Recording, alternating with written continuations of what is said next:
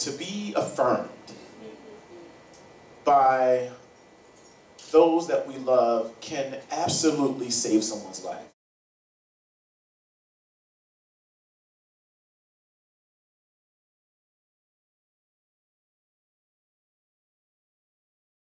It has always been universal, but we make our emotionality separate when we sexualize it. And it's because we have this idea of masculinity that sits in these two specific lanes, so that the way we experience emotionality is shaped by who you happen to be attracted to.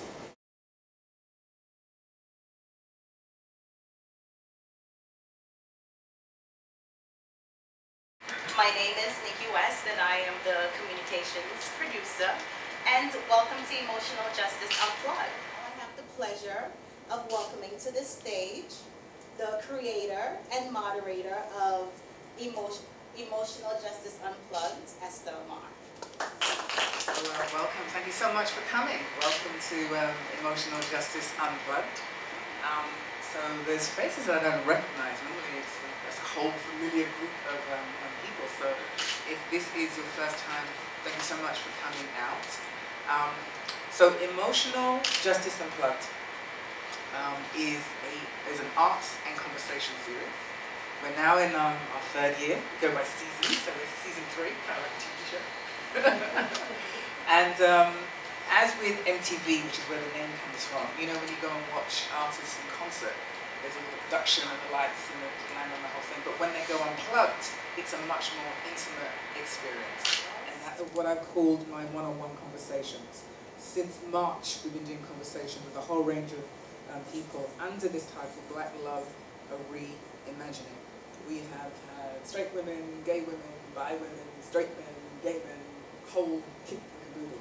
And the intention was very specific. Black Love, a Reimagining is actually the title of the last chapter of the book that I'm writing on emotional justice. And emotional justice is a term that I created that is about specifically looking at, tackling, addressing, and working through our legacy of untreated trauma as a direct result of the history that we've all experienced. And the argument that I make around emotional justice is I don't believe anybody walked away unscarred from the history that has led us all to be here. So however fly the outside, we all know that the inside could use some work. My point is that emotionality, emotional justice, is not a negation of the intellect, because emotionality is an intelligence as well. It's the recognition that our emotionality has been neglected as a result of the kind of histories that we have lived. If you go back, battling to be free, battling to avoid lynching, battling for the vote, battling for equality, battling for education, all of those movements have created all of those fights. But as a result of fighting those specific battles, necessarily emotionality was neglected. But the legacy and the consequence of that neglect has been a hurting and a harming, a lack of care, and the way in which we navigate our worlds that is unhealthy for a lot of us. And so we kick off, as we always do, with some art. So this is Butterfly Soul.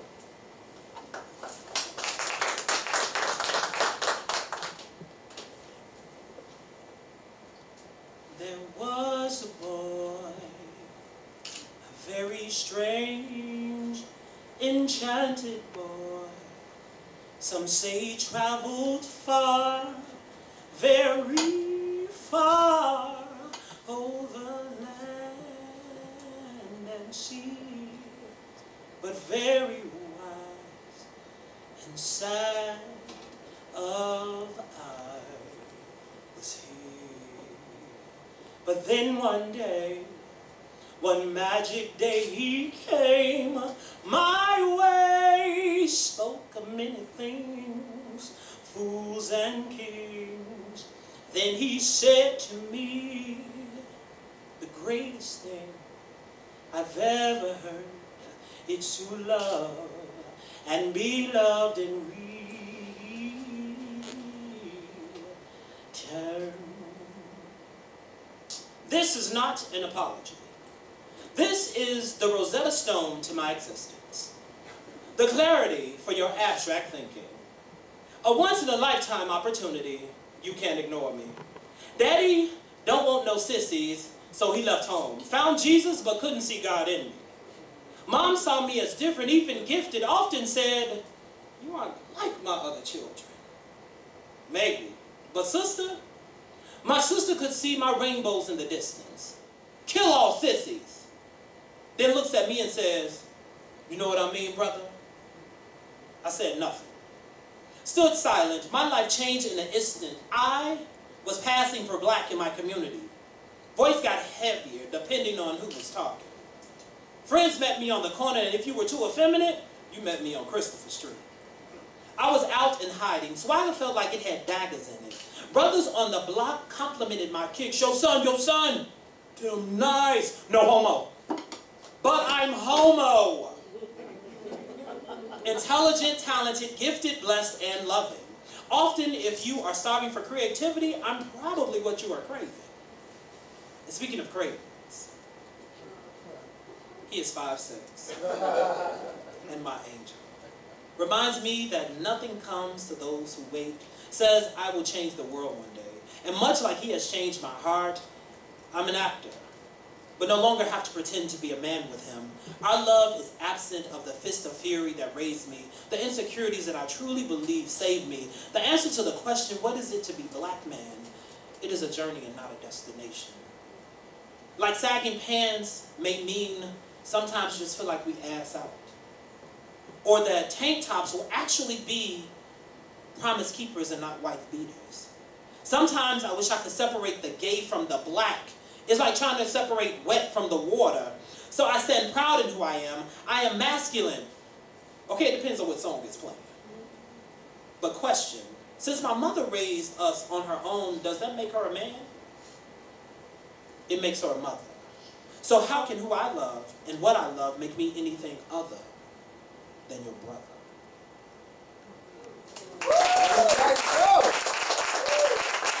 For a conversation that is rooted in honesty. And it's not about people agreeing or disagreeing with what he's saying. It is the desire to connect to something that's honest. We get a lot of older women. We get a lot of older men ringing and asking all kinds of questions about things that Darnell has said. I wanted to respond to the question in a different way. Trauma and what it might mean for me as a black man who loves other men. And other than the things I could talk about pretty easily now, and it sort of surprises me that I can talk about domestic violence easily, particularly when you have to experience violence to the point of someone being nearly killed in front of you. Like my adolescence, I was not able to fully experience because I didn't have the space or opportunity to say, oh my God, I got a crush on a guy, a boy. Like, I didn't have anyone to share that with.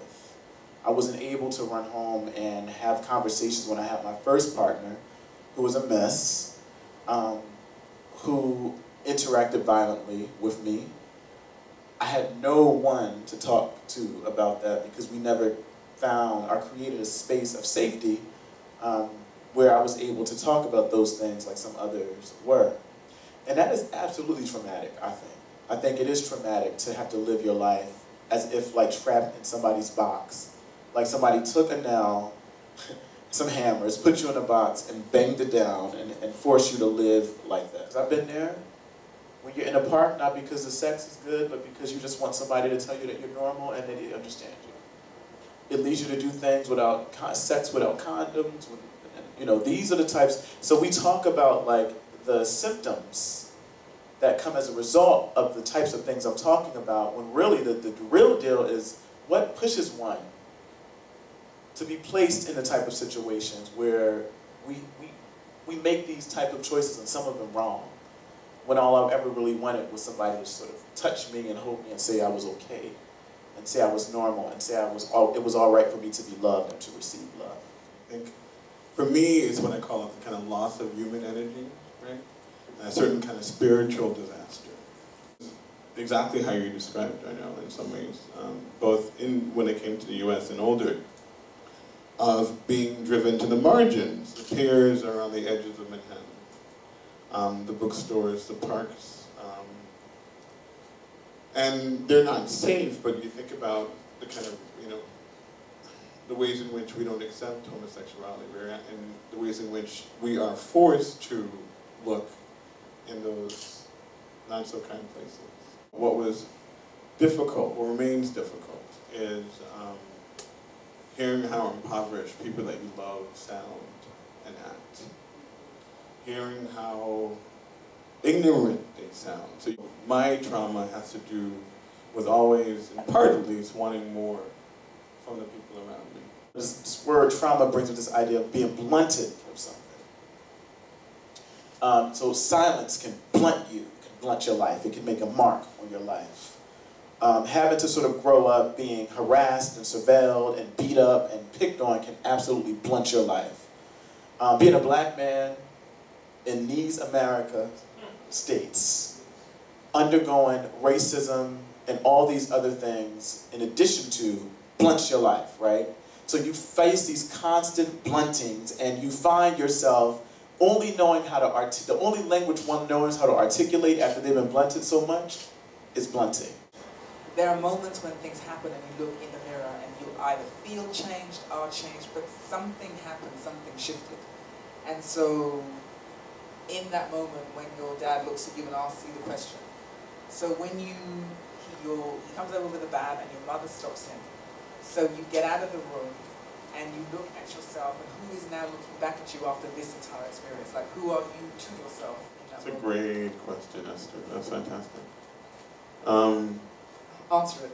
I'm trying. Give me a minute, sweetie. It's a great question to require thought and reflection. My God. She's a moderator. If you guys notice, the confrontation with the self or the mirror is a very familiar one. And after that, it wasn't a dramatic shift. I was scared that my home was compromised and how I would be in the home at that point. And so I was scared. And so, but I said, well, here we are. I have no secrets. You guys know? I mean, in some ways, it was a certain kind of liberation, but also a terror, absolute terror about not being safe in the house. And so the silence, in some ways, arrested a kind of shift or transformation, right? And I was happy in some ways for the silence in that moment. Very aware, and what I'm thankful for at this point in my life is that I still have some of the same types of issues. You know, I still battle with the desire to be wanted and affirmed, to love. I still work to do the work daily of having to love myself and not to counteract that love. But what I do have that I didn't have before is one, the strength to name that struggle, and the language to articulate it. You know, safe. And so there's a real regard I have for myself. This evolving, becoming human being that I really like. I function really well independently. And all this stuff that I dealt with before, I'll stop cursing, I don't regret in any way, shape, or form. It's my story. And it sounds as cliche it wants to sound, but I am a beautiful human being. This is not gay. Who it's been an arc and a trajectory that has nourished me in a way I can't describe it. I'm really grateful, I want to say to you, Esther, for your absolute insistence on not hiding behind certain language, to going deep, emotional, and I'm really happy that I had this conversation verbally. Then emotional justice is always about claiming your own stuff, your own patterns, your own behaviors, the way that you love, the way that you chose, who you chose, how you chose, why you choose to stop choosing. It's always a conversation that's intimate and that's internal. And so I want to really say thank you as well to the audience. This is the last of this season with Darnell and Rich. And it's really been a privilege for me to hear all of us in conversation and to realize again and again and again that the Creator is saying to us, this is about your emotionality and your humanity.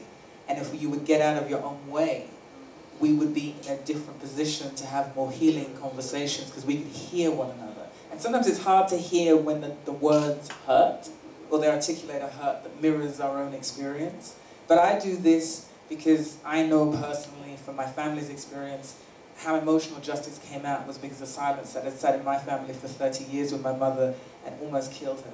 Like, silence isn't golden, it can be cancerous, and for some of us it has been literally that. And so the call for this is a call to end the silence. I really want to say thank you to Dr. Rich BLINT. It isn't easy to come here and, you know, put it all out there, and to have you guys do that is really, really wonderful. So I think we need another round of applause for our panelists. And this is our last installment of this season, so I want to give a very personal thank you to Esther Armah. She and I are colleagues at WBAI Radio. I know that some of you are WBAI listeners, so thank you very much for coming out.